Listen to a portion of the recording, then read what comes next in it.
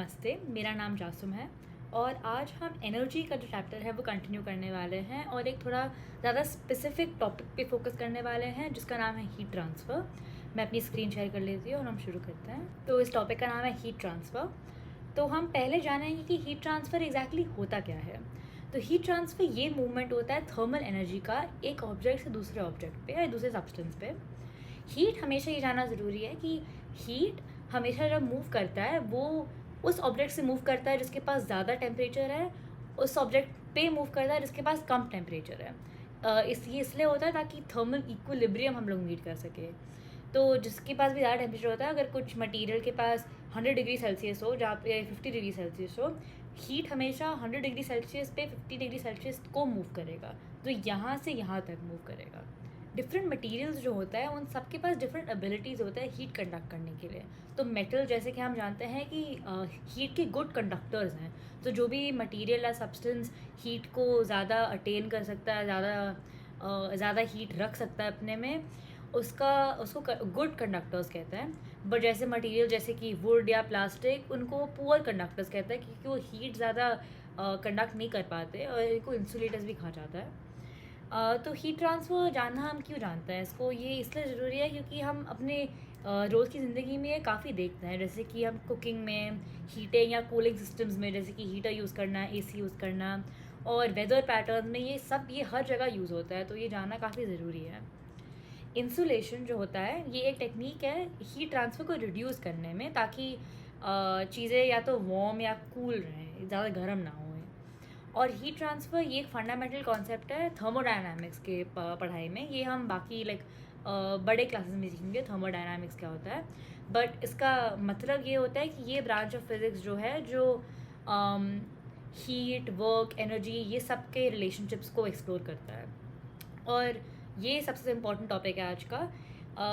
Heat transfer के 3 main तरीके होते हैं। एक है कंडक्शन, एक है कन्वेक्शन और आखिरी वाला है रेडिएशन। तो हम उसको अब पढ़ेंगे। कंडक्शन। तो कंडक्शन ये ट्रांसफ़र ऑफ हीट होता है जब ऑब्जेक्ट्स के बीच में डायरेक्ट कांटेक्ट हो। अगर वो एक्चुअली एक दूसरे को छू रहे होता है तभी हम कंडक्शन बोल सकते हैं। तो एनर्जी हायर टेम्परेचर ऑब्जेक्ट से लोअर टेम्परेचर ऑब्जेक्ट में जाता है, जैसे हमने अभी सीखा था। ये सिर्फ सॉलिड्स में आकर होता है, कंडक्शन सिर्फ सॉलिड्स में आकर होता है। और ये तब आकर होता है जब हीट एक पार्टिकल से दूसरे पार्टिकल में ऐसे ट्रांसफ़र होता है कोलिजन्स की वजह से। क्योंकि हमें पता है कि सॉलिड्स के जो पार्टिकल्स होते हैं वो बहुत टाइटली पैक्ड होता है, क्लोजली पैक्ड होता है। इसलिए मेटल्स गुड कंडक्टर्स होते हैं हीट के, क्योंकि मेटल्स सॉलिड्स होते हैं ना, मोस्ट मेटल्स, मर्क्यूरी एक एक्सेप्शन है, पर हम अभी सॉलिड मेटल्स की बात कर रहे हैं। मेटल्स गुड कंडक्टर्स होते हैं हीट के लिए, क्योंकि उनके जो पार्टिकल्स हैं वे एक दूसरे से बहुत क्लोजली पैक्ड है और इजीली हीट एनर्जी ट्रांसफ़र कर सकते हैं, क्योंकि ये ट्रांसफ़र एनर्जी कोलिजन से होता है और ये पार्टिकल्स ऑलरेडी पास में है। इंसुलेटर जैसे कीबोर्ड और प्लास्टिक जो हमने अभी देखे थे, पुअर कंडक्टर्स हैं क्योंकि इनके जो पार्टिकल्स हैं ये ज़्यादा स्प्रेड आउट हैं और हीट इतना ज़्यादा इफेक्टिवली ट्रांसफ़र नहीं कर पाते। कंडक्शन ऑल्सो आकर होता है जो ऑब्जेक्ट्स एक दूसरे के कांटेक्ट में है। जैसे कि अगर कोई हॉट स्टोव को आप टच करो, हीट स्टोव से आपके हैंड पे ट्रांसफ़र होती है, इसलिए आपको गर्म लगता है। मटेरियल्स जो हीट अच्छे से कंडक्ट कर सकते हैं, जैसे कि मेटल्स, ये ज़्यादा बर्तन में यूज़ होता है। जो कुकिंग के बर्तन होता है हम इसलिए ज़्यादा यूज़ करते हैं क्योंकि हमारा खाना जल्दी गर्म हो जाता है इसकी वजह से, और ये हीट को इवनली डिस्ट्रीब्यूट कर पाता है कि मतलब पूरा बर्तन गर्म हो रहा है। और हीट लॉस को कम करने के लिए, हीट को एटमॉस्फेयर में लूज़ करने के लिए, करने से घटाने के लिए इंसुलेटिंग मटेरियल्स यूज़ होते हैं, जैसे कि फाइबर ग्लास या फोम। ये बैरियर्स क्रिएट करते हैं और हीट ट्रांसफ़र को प्रिवेंट करते हैं। अब हम सीखेंगे कन्वेक्शन के बारे में। तो कन्वेक्शन ट्रांसफ़र ऑफ हीट है through the movement of liquids. ये फ्लूइड्स के मूवमेंट से होता है और ये ज़्यादातर लिक्विड्स या गैसेस में यूज़ होता है। तो जब एक फ्लूइड हीट हो जाता है उसके पार्टिकल्स एनर्जी गेन करते हैं और वो ज़्यादा तेज़ हिलते हैं, इसलिए ये ज़्यादा स्प्रेड अपार्ट हो जाता है, ये ज़्यादा दूर हो जाता है एक दूसरे से और ये लेस डेंस हो जाता है। जहाँ पे वार्मर लेस डेंस फ्लूइड्स ये राइज करते हैं, ये मतलब एयर के ये थोड़ा ऊपर आ जाते हैं और ये एक अपवर्ड फ्लो क्रिएट करता है जिसको हम कन्वेक्शन करंट बोलते हैं। तो जैसे ही ये वार्म लिक्विड राइज होता है, कूल वाला जो लिक्विड होता है सराउंडिंग से, ये मूव ऑन हो जाता है इसके प्लेस को रहने के लिए।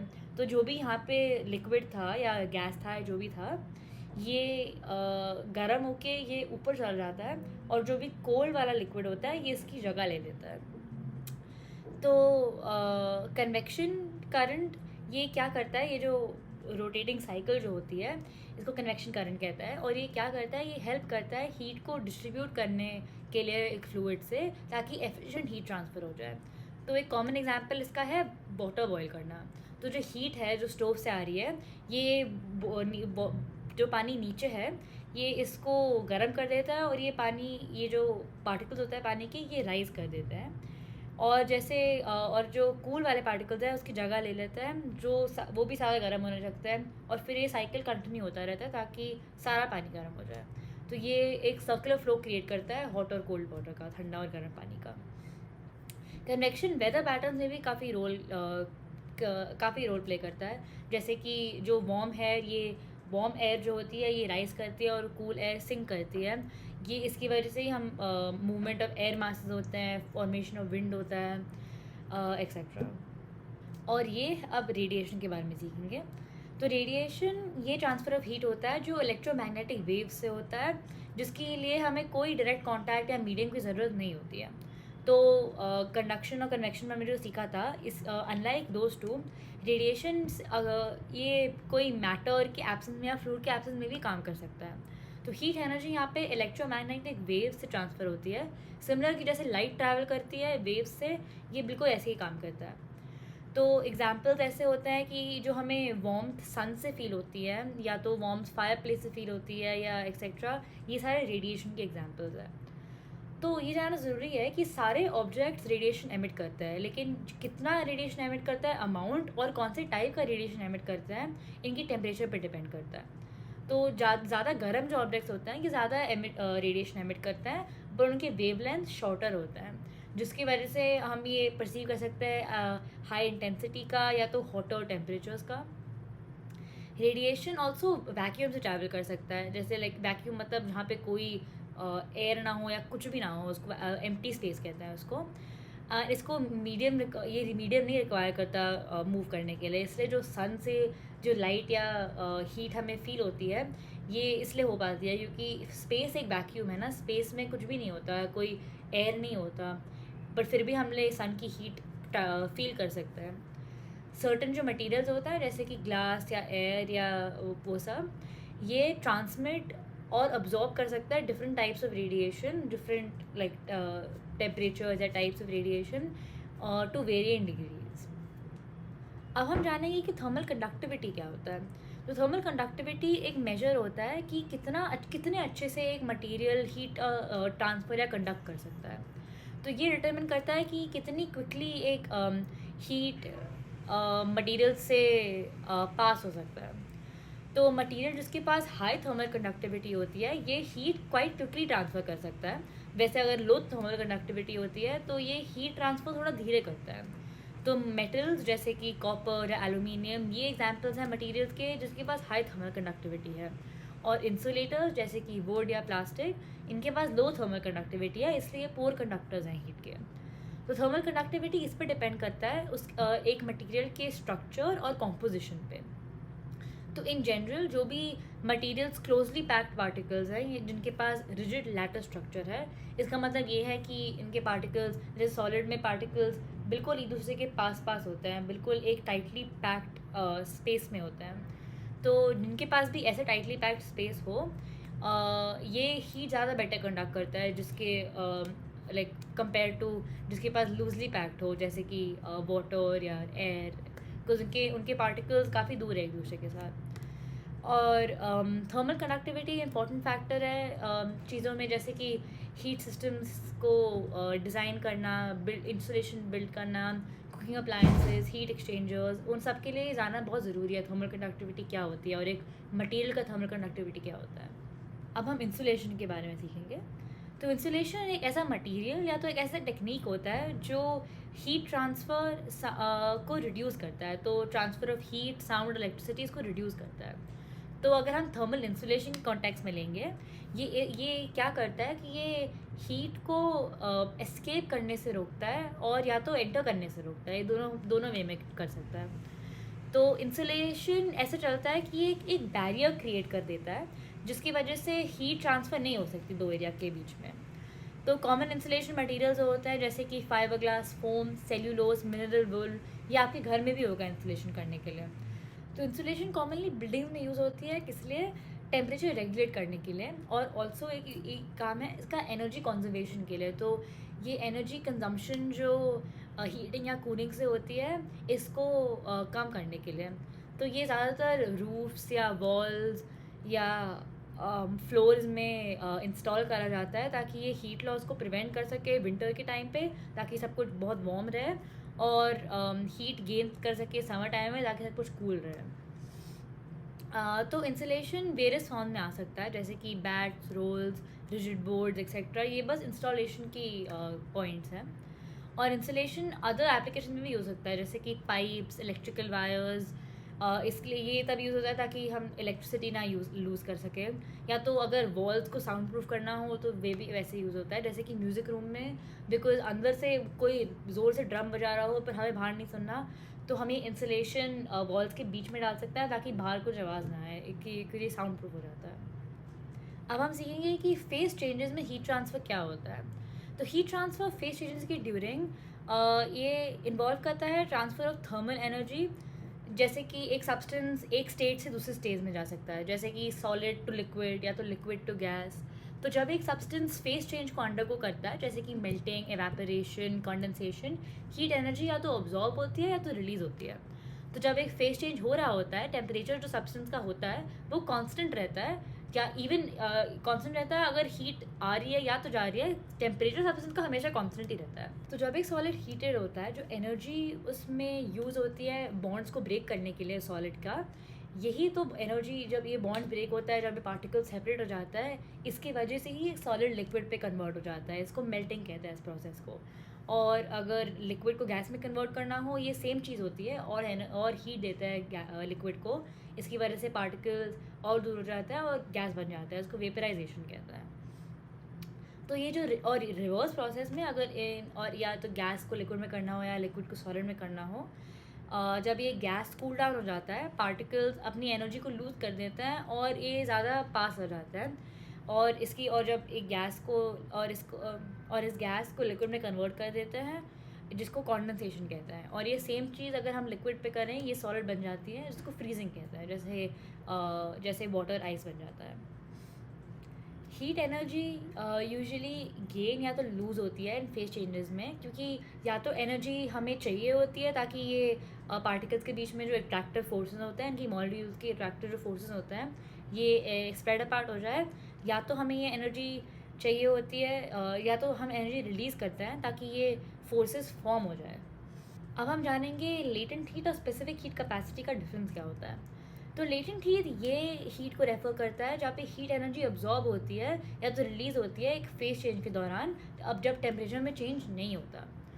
तो ये एनर्जी रिक्वायर होती है एक सब्सटेंस के स्टेट को चेंज करने में, जैसे कि solid to liquid, liquid to gas, या तो वाइस वर्सा, जो हमने अभी सीखा था। जब एक फेस चेंज हो रहा है जैसे कि मेल्टिंग या evaporation, condensation, heat energy use होती है ताकि ये ब्रेक या तो फॉर्म कर सकता है जो मॉलिक्यूलर फोर्सेस होते हैं इन पार्टिकल्स के बीच में। तो दी एनर्जी जो रिलीज़ या अब्जॉर्ब होती है एज लेटेंट हीट, ये टेम्परेचर चेंज में रिजल्ट नहीं करता, बट ये बहुत एसेंशियल होता है ताकि फेस चेंज अकर हो जाए। तो जैसे कि जब आइस मेल्ट करता है और वाटर में कन्वर्ट हो जाता है, हीट एनर्जी अब्जॉर्ब होती है जिसकी वजह से बॉन्ड्स ब्रेक हो जाते हैं इनके बीच में, और वाटर मॉलिक्यूल्स लिक्विड में चले जाता है ताकि वो ज़्यादा फ्रीली मूव कर सके। स्पेसिफिक हीट कैपेसिटी क्या होता है कि ये अमाउंट ऑफ एनर्जी को रेफर करता है जो रिक्वायर करती है कि एक पर्टिकुलर सब्सटेंस का टेम्परेचर रेज़ करना है, कितना रेज़ करना है एक सर्टेन अमाउंट से। तो डिफरेंट सब्सटेंसेस जो क्या होता है उनके पास डिफरेंट स्पेसिफिक हीट्स होती है, जिसका मतलब है इनके पास ईच सब्सटेंस को एक डिफरेंट अमाउंट ऑफ हीट चाहिए ताकि वो सेम टेम्परेचर चेंज में इफेक्ट कर सके। तो स्पेसिफिक हीट ये मेजर होता है कि कितना हीट एनर्जी रिक्वायर होता है कि एक पर्टिकुलर सब्सटेंस का टेम्परेचर बढ़ाने के लिए उसके और उस सब्सटेंस के मास पर डिपेंड करता है। तो मटीरियल इनके पास ज़्यादा स्पेसिफिक हीट होता है, जैसे कि पानी, वाटर के पास ज़्यादा स्पेसिफिक हीट होता है। ये ज़्यादा हीट एनर्जी रिक्वायर करता है ताकि इनके टेम्परेचर बढ़ सके, कंपेयर टू मटीरियल इनके पास लो स्पेसिफिक हीट होता है, जैसे कि मेटल्स। क्योंकि अगर एग्जांपल ले, अगर पानी या मेटल यहाँ पे है, मैं पानी और मेटल को इक्वली हीट करूँ, लेकिन मेटल ज़्यादा हीट होगा पानी से, क्योंकि इसका पास लोअर स्पेसिफिक हीट कैपेसिटी है। तो इसकी वजह से कि वाटर ज़्यादा अब्जॉर्ब या हीट को रिटेन कर सकता है ज़्यादातर, इसलिए ये बहुत यूज़फुल सब्सटेंस है हमारे लाइक वातावरण में टेम्परेचर को रेगुलेट करने के लिए। क्योंकि अगर हर जगह मेटल्स हो, दुनिया ज़्यादा गर्म होगी, लेकिन वाटर है तो वाटर ज़्यादा अच्छे से हीट को अब्जॉर्ब कर सकता है। और आज के लिए जो हम आखिरी टॉपिक सीखेंगे, इसका नाम है हीट एक्सचेंजर्स। तो हीट एक्सचेंजर्स ये एक डिवाइसेस होता है जो हीट ट्रांसफ़र करता है दो फ्लूइड्स के बीच में, इन फ्लूइड्स को ना मिक्स करके। तो ये ज़्यादा वेरियस एप्लीकेशन में यूज़ करता है ताकि हीट एनर्जी एफिशिएंटली ट्रांसफ़र हो सकती है एक फ्लूइड से दूसरे फ्लूइड तक। तो हीट एक्सचेंजर्स टिपिकली इनके पास ट्यूब्स या प्लेट्स होते हैं, जिनकी वजह से ये जो फ्लूइड्स हैं एक दूसरे के पास जा सकते हैं without actually mixing each other के साथ। तो ये जो दो फ्लूइड्स होते हैं, ये एक हीट एक्सचेंजर में या तो लिक्विड हो सकता है, या तो गैसेस हो सकते हैं, या तो कॉम्बिनेशन दोनों के हो सकते हैं। तो हीट एक्सचेंजर्स एक कंडक्शन की प्रिंसिपल से वर्क करता है, जहाँ पे हीट एनर्जी एक हॉट फ्लूइड से कोल्ड फ्लूइड पे ट्रांसफ़र करती है डायरेक्ट कांटेक्ट की वजह से। तो ये हॉट फ्लूइड अपनी हीट एनर्जी कोल्ड फ्लूइड को दे सकता है, जिसकी वजह से ये कोल्ड फ्लूइड अब्जॉर्ब कर देता है ये एनर्जी और वार्मर हो जाता है। तो ये फ्लूइड ऑपोजिट डायरेक्शन फ्लो करता है एक काउंटर फ्लो में, ताकि हीट एनर्जी का ट्रांसफ़र जो होता है ये मैक्सिमाइज हो सकता है और ज़्यादा एफिशिएंट बन सकता है। और हीट एक्सचेंजर्स कॉमनली हीटिंग या कूलिंग सिस्टम में यूज़ होता है, जैसे कि air conditioning units, refrigerators etcetera. तो ये बस एक रियल लाइफ एप्लीकेशन था कि ये थर्मल कंडक्टिविटी और ये हीट ट्रांसफ़र कहाँ यूज़ होता है रियल लाइफ में। तो आज के लिए बस इतना ही। होपफुली आपको समझ में आया होगा, आपको अच्छा लगा होगा, और आप अगली बार मिलते हैं। Thank you.